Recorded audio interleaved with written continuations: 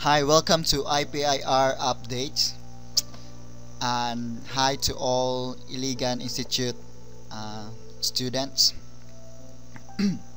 So karon natin mga updates sa institute. So before I will tell you about the upcoming activities sa ato ang institute, na ako'y gusto nga announcement para pod sa inyo ha. So this coming January 26, 2013 na ay blood donation or bloodletting nga mahitabo 10 a.m. to 4 p.m. at Kamagi Chapel. So hopefully nga kita mangadto dito o mag-donate ta og dugo. So mao ni isa sa mga makahatag ta og tabang sa mga laing tao. So sa pag-donate ninyo, tagaan mo og card. If ever kung kamo mangailangan mo og dugo dito sa Red Cross, mora to inyo i-present nga sa Red Cross nga kamo mangailangan og dugo o katong inyohang i-present kay katong ang inyohang card.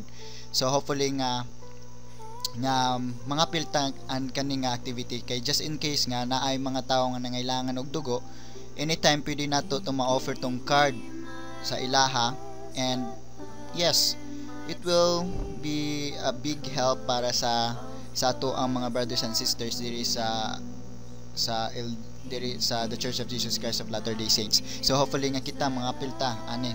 So kung nitimbang ka og 55 kilos, then you are qualified nga kuan nga mo donate og dugo. So brothers and sisters, mga pil kita.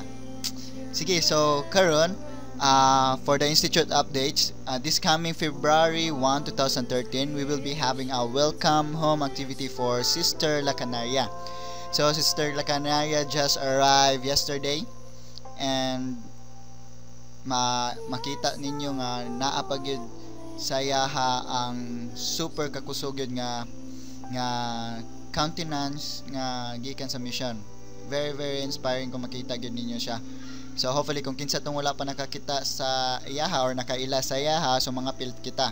So Friday ni siya 7 p.m. at CES. So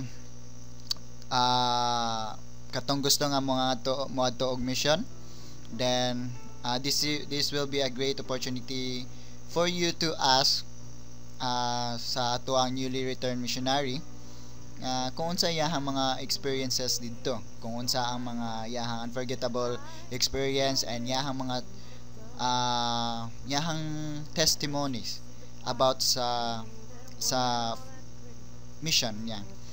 Sige, so for this coming February 13, 2013, we will be having our send-off activity for Sister Pamesa. So si Sister Pamesa was called to serve sa Baguio Mission. So pareha sila og mission ni Ritz, ni Sister Briones karon. So mularga siya February 15, 2013. So before siya mularga, na atay send off activity sa iyaha. So this will be our not the last time nga makita siya, pero dugay-dugay pag yun nato siya makita after 18 months pa. So mga adto kita Wednesday 7 p.m. at CES. So always be updated sa tanang mga Iligan Institute students, especially karong February na atay post Valentine's party nga moabutay. So hopefully nga